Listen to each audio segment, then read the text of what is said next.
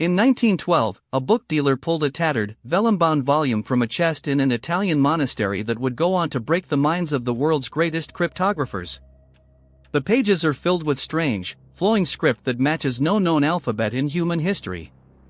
Think about that for a second. We have cracked the codes of ancient civilizations and defeated the Enigma machine, yet this single book remains an impenetrable fortress of silence. The illustrations are just as maddening as the text itself. You see bizarre, mutated plants that simply do not exist on this earth. Some look like sunflowers, yet their roots are jagged, alien things that seem to defy biological reality. Where could an artist have seen these? Or were they hallucinated? But the true horror lies in the section depicting naked women bathing in pools of interconnected tubes and strange, bubbling pipes. It feels less like a medieval herbal and more like a fever dream from a dimension we cannot perceive. The ink has been carbon dated to the early 15th century, ruling out a modern forgery, but that only makes the mystery deeper. If it is an ancient language, why does it follow the statistical patterns of no known tongue? Every time someone claims to have found the key, the scientific community tears it apart with the brutal coldness of logic. And here is where it gets truly disturbing. The manuscript contains hundreds of pages of astronomical charts showing stars that do not match our current night sky. Could it be a star map from the past, or something even more terrifying, a map to somewhere else entirely? History tells us that men like John Dee, the advisor to Queen Elizabeth, may have possessed this book.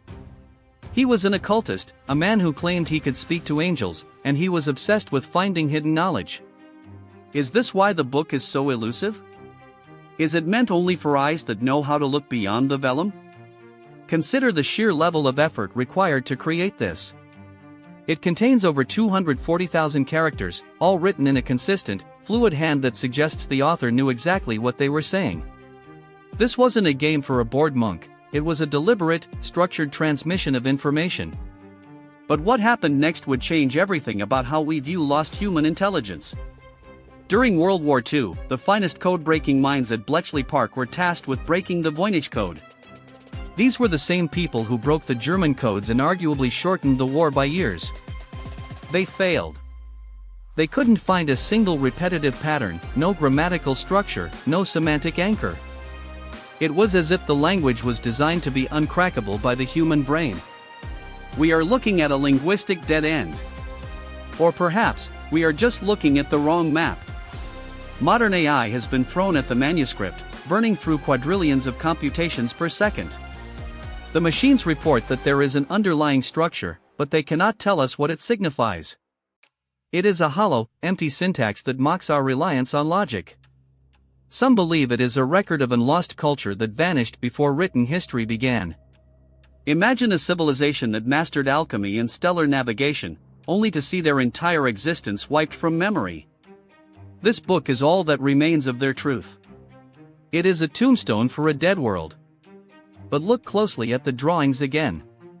The women bathing in the pipes, some have hypothesized that these are blueprints for ancient medical procedures. Others claim it describes a biological weapon that could wipe out a civilization if the recipe were ever understood. That is why it has been hidden, passed through secret societies and private collections for centuries.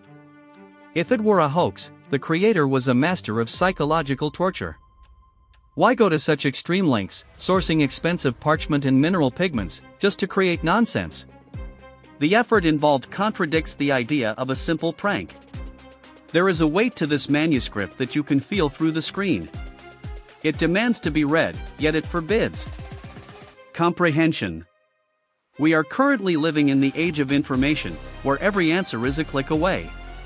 Yet this book remains the final frontier. What happens when we finally unlock it? Do we discover a cure, a secret history, or do we unleash a realization that we aren't as smart as we think we are? Some say the book itself is cursed. Those who have spent their lives obsessed with it often end up losing their sense of reality, drifting into madness trying to solve the unsolvable.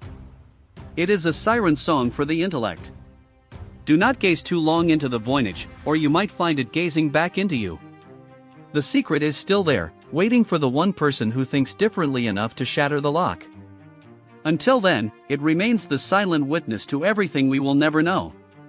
The manuscript doesn't want to be understood, and perhaps that is its true power. It protects its secret with a wall of illegibility that has lasted 600 years. Will it survive another 600? Or is the time for the unveiling finally at hand? Stay vigilant, for the most dangerous secrets are often hidden in plain sight. The truth is a locked room, and we are just standing outside, listening for a sound that never comes.